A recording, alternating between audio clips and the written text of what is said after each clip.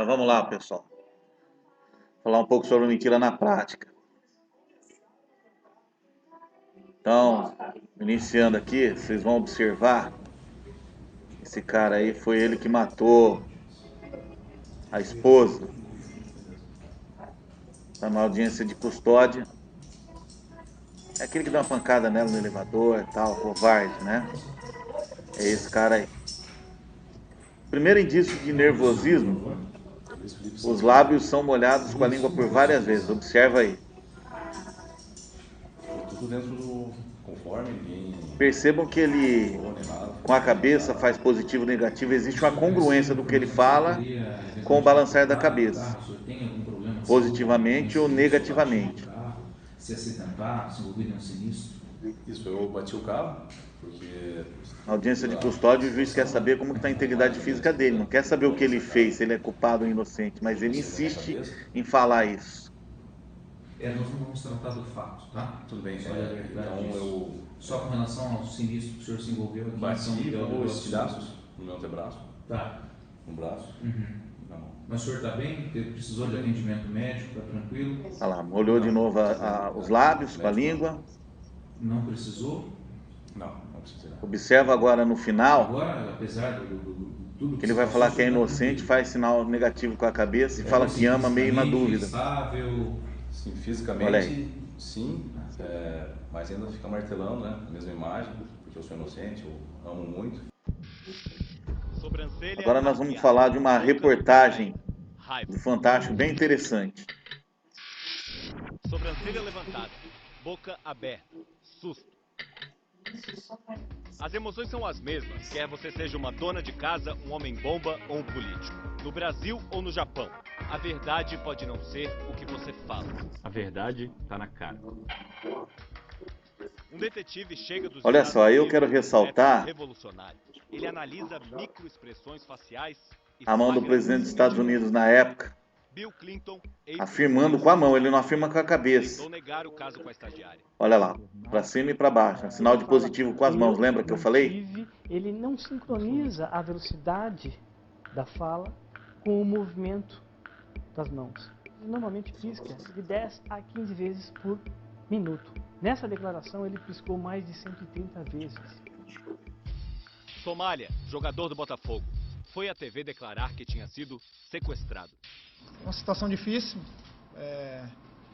Logo de manhã. Se você notar, as piscadas às vezes é normal, rápida, mas quando ele está falando, eu tive, ele já pisca um pouco mais lento. Porque o cérebro não quer ver aquela mentira contada. O cérebro sabe a verdade. Cristiano, Carlos, pessoas como eu e você. A gente trouxe até aqui o Cristiano e o Carlos. Eles vão contar o momento mais emocionante que eles já passaram na vida. Foi o nascimento do meu filho, porque eu consegui entrar na sala de cirurgia e ela teve uma parada cardíaca na metade dessa cirurgia. E aqui eu vejo aquela correria toda e eu não entendo nada, só vejo aquilo ao mesmo tempo. Foi marcante, muito tenso. Você, Cristiano, qual foi o momento mais emocionante da tua vida? Foi no parto da minha esposa, em que eu fui assistir na sala de cirurgia.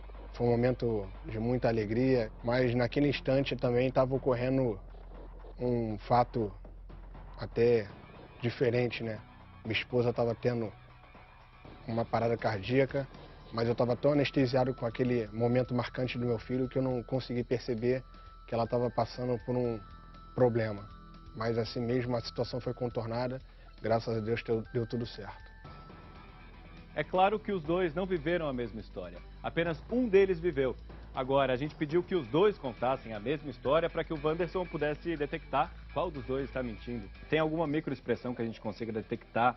Nesse momento aqui a gente consegue perceber algumas negações sobre a história. Então essa mexida na cabeça que ele dá pode ser vista como uma negação, como ele negando a história. Ele negando a própria história. Tá bom, vamos olhar do Cristiano então? A expressão fica coerente com o que ele está falando. A tristeza aparecendo aqui. Como que a gente consegue ver tristeza? Pausa ali, você vai ver que as sobrancelhas dele caiu e os lábios ficaram para baixo ali. E essa é uma demonstração de uma emoção de tristeza. Ele fecha a boca no final. Ele fecha a boca. Ele expressou uma emoção de preocupação, de raiva. Só em lembrar essa emoção. É muito comum isso acontecer. quem está mentindo.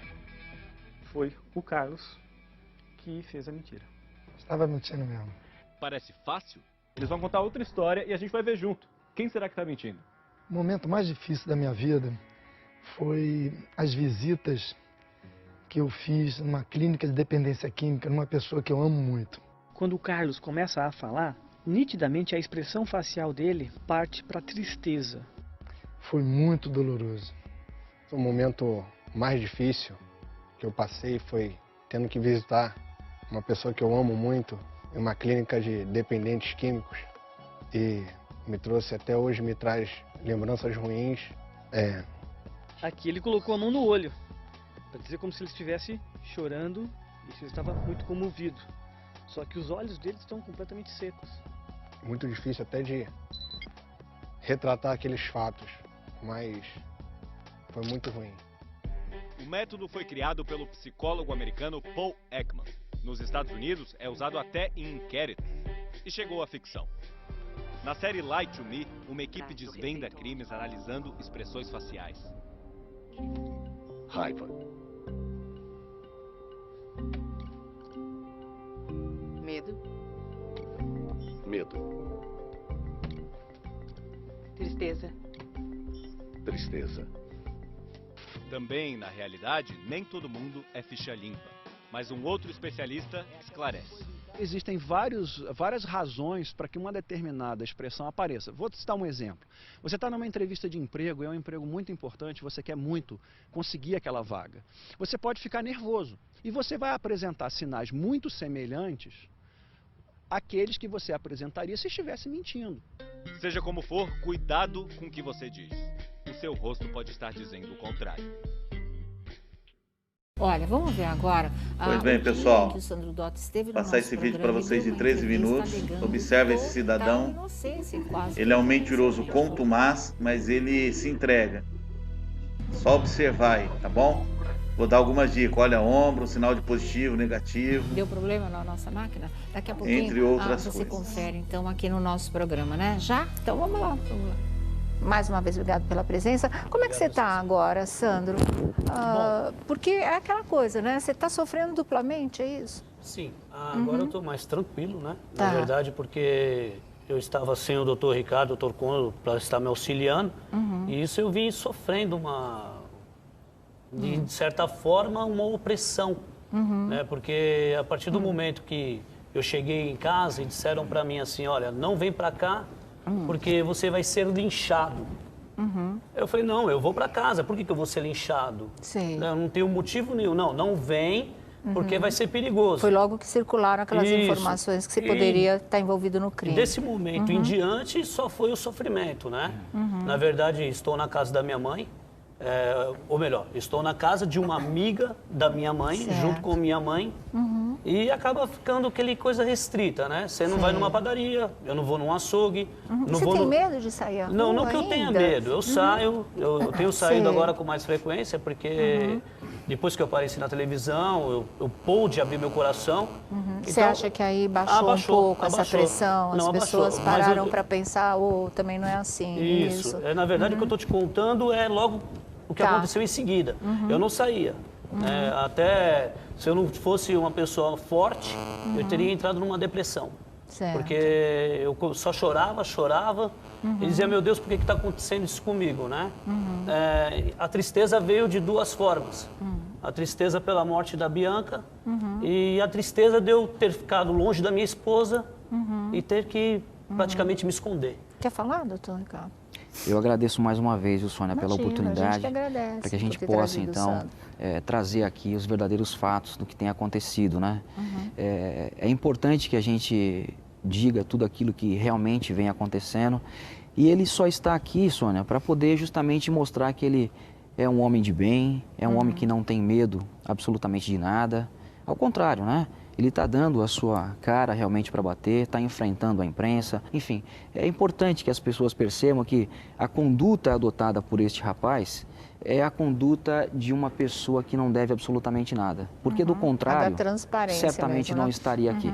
Certamente estaria muito longe daqui, tentando se esconder, enfim, maquiando tudo aquilo que teria feito. Nós sentimos, eu queria que o Sandro nos explicasse. É uma mudança de comportamento do dia até o dia daquele velório e do enterro e depois. Então, mudança de comportamento de quem? Do Sandro. Uma mudança de comportamento, de postura, frente eventualmente à imprensa, frente à sua própria postura. Eu vou dar um exemplo. O namorado saiu do DHPP, muito abalado, chorando. Ele saiu, foi entrevistado. Tudo bem. E quando o Sandro saiu, ele mostrou uma agressividade e isso chamou a atenção, não é de mim, a atenção das pessoas. Eu queria saber se houve essa mudança na sua ótica, Sandro. Isso aí foi uma pergunta também feita por uma outra emissora, tá? E eu disse bem claro assim, uns choram, outros riem e outros têm um jeito de ser. As pessoas comentaram, olha, Sandro Dota sai nervoso do DHPP. Não, não estava nervoso, pelo contrário, estava cansado, com sono, né? Então, o que aconteceu? Aquela hora que eu saí do DHPP, que eu falei, olha, dá licença, gente, dá licença. Isso foi instruído pelos policiais. Não fala nada, entra dentro do carro. Se te perguntarem onde você vai, fala que vai para casa, não fala que vai para o IML. Que foi o que você falou para o nosso repórter, para o Tony Castro. Mas depois você acabou depois falando. Que eu vi, no momento que o policial disse a ele, não, ele vai para o IML, falou nas minhas costas, aí eu disse, não, eu vou para o IML. Aí o policial ainda disse, mas ele volta. Exatamente. Que na verdade eu não iria voltar, na verdade era só para me Naquele momento você já estava se sentindo acuado, ameaçado? Você já estava com alguma sensação de perigo em relação a essa história para você? O que eu senti as coisas muito estranhas, Sônia, foi quando no final de tudo, do velório, do enterro, ao retornar para a casa da tia Flor, eu vi a polícia, o carro da polícia parando e subindo. Só que eles vieram ao meu encontro. Aí eu pensei, poxa, é estranho. Não que eu achei que ia ser preso, porque eu não tenho motivo de ser preso. Mas você achou que eles pudessem eu achei estranho porque iriam me levar para a delegacia naquele momento. Sendo que quando eu cheguei na delegacia, eu disse, olha, eu já fui ouvido no DHPP. E aí houve uma indagação, então não vamos ouvir mais, que ele já está trabalhando no DHPP. Pronto, aí eu fui para o DHPP dar o segundo depoimento. Mas foi um depoimento normal como o outro. Né? Não foi aí que apareceu a história do machucado na perna, no braço? Não foi nesse segundo depoimento? Sim, eu machuquei. Que a partir daí é que a coisa começou a rolar eu tenho mesmo. um machucado na minha perna, que não tem problema nenhum. Se vocês quiserem ver, eu mostro. Tá? Pode mostrar. É importante, inclusive. Mostra. Foi esse machucado na minha perna. E isso que chamou a atenção da polícia. E o do braço, que também levou alguma suspeita? Já nem existe mais. Eu tinha um machucadinho de coisas de 1 centímetro, nem isso, no meu braço. Mais nada. Qual é o seu relacionamento com os parentes? Qual era o seu relacionamento com a Bianca? Como é que se deu tudo isso? Deixa eu te falar, Sônia. Eu falar para você, tá? No momento assim... Bianca não é uma menina bonita? Estou sendo hipócrita. Está mentindo, né? Estou mentindo. Claro. A Bianca é uma menina bonita. Porém, eu nunca fiz um elogio à Bianca. Nenhuma gracinha, nenhuma piadinha, nada? Nunca fiz nenhuma gracinha. Você nunca foi aquele cunhado que espicha o olho para cima da cunhada? Nunca fiz isso porque também não é da minha índole. Né? Então, eu nunca tive esse momento de olhar e falar, nossa, que gatona, que nem as pessoas falam. Porque, eu sou de uma índole evangélica, então eu jamais iria fazer isso. Esse detalhe da família não se dar bem comigo, não é exatamente a família. Tá? Quem é? O padrasto da Bianca, que tem um certo... distanciamento de você. Que não deixou que eu me aproximasse. Porque a primeira vez que eu disse para ele boa tarde, ele virou as costas para mim. Por quê? É um longo assunto. Também não tenho problema nenhum de falar. Se você quiser realmente saber, eu falo sem problema nenhum. Só para saber de onde vem eu trabalhava numa clínica. Tá? Eu ajudava dependentes químicos, tirando eles do mundo das drogas. Tá? Certo. E o ex-marido da Dayana foi um dependente químico. Entendi. Então eu conheci a Dayana através do Wilson. Tá? O padrasto da Dayana já havia conversado com o Wilson, mas ultimamente não estava mais conversando. Certo. Não gostava do Wilson também. E aí criou essa indagação. Que você ficou com a mulher dele. Aí depois disso daí, ele nunca me deu espaço, o padrasto, para mim estar conversando com ele, para mim estar batendo um papo. Entrei várias e várias vezes, almocei várias vezes na casa da minha sogra. Porém, o padrasto não podia saber. Quando chegava, muitas vezes eu tinha que sair. E com a Bianca, como era o relacionamento? Deixa eu só lhe responder. A Bianca era assim, era bom dia, boa tarde, oi Bianca, tudo bem? Quando ela ia na minha casa, que a gente tinha mais... Ela não te discriminava não, como nunca, padrasto? Jamais, nunca.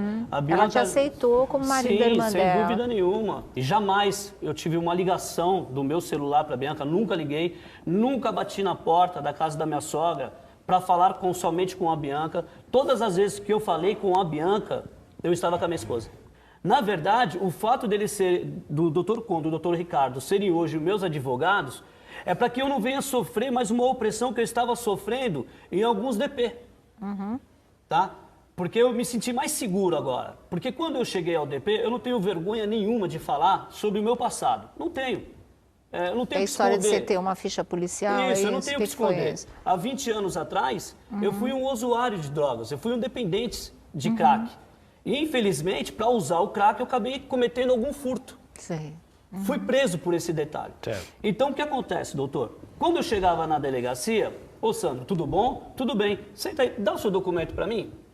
Quando voltava, meu, aqui o papo é reto agora, tá? Agora o negócio é polícia e ladrão. Quer dizer que é verdade, então, que houve policial que disse para você, amigão, a casa caiu? Sem dúvida nenhuma. É uma coisa que até me preocupa, doutor, tá? Eu tenho preocupação se alguém vir, por exemplo, falar para mim quem foi eles.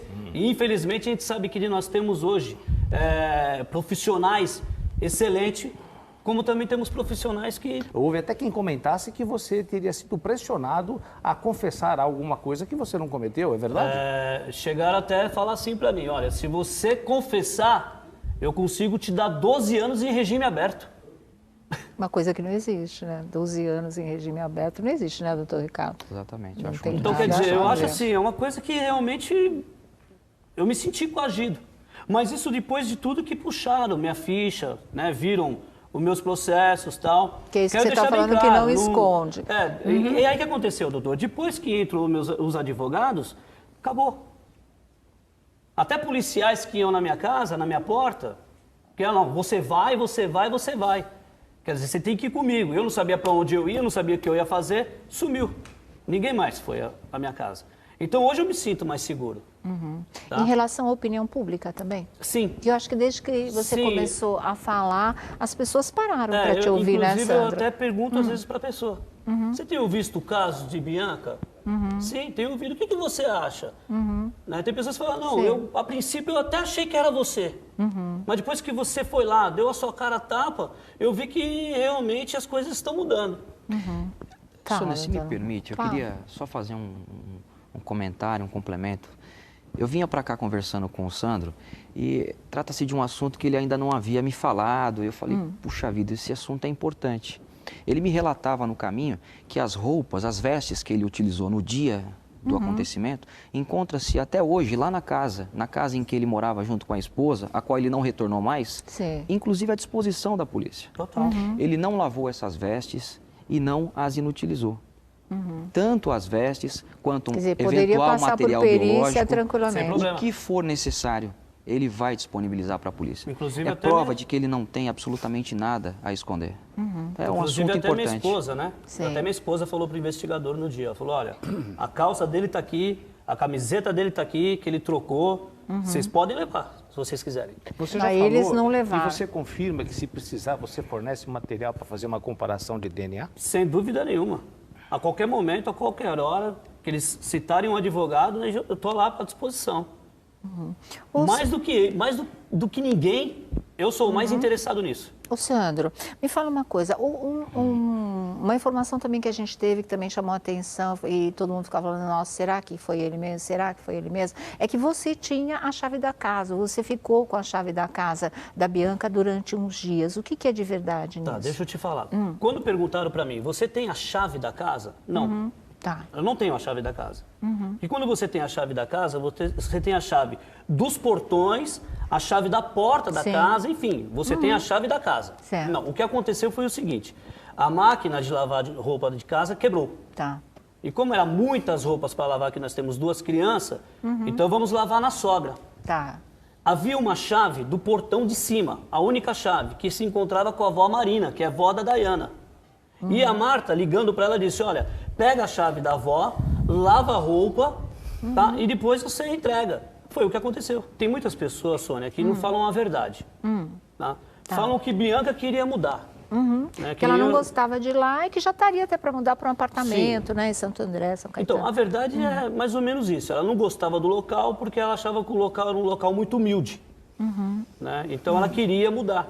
Né? No entanto, que ela havia comprado um apartamento com um ex-namorado, que não deu certo, enfim. Mas ela iria morar com a mãe dela, que também é um apartamento, até que eu falei na reportagem, né? Não sei se apareceu. Falei, poxa, infelizmente, vai ser até vizinha da Marta.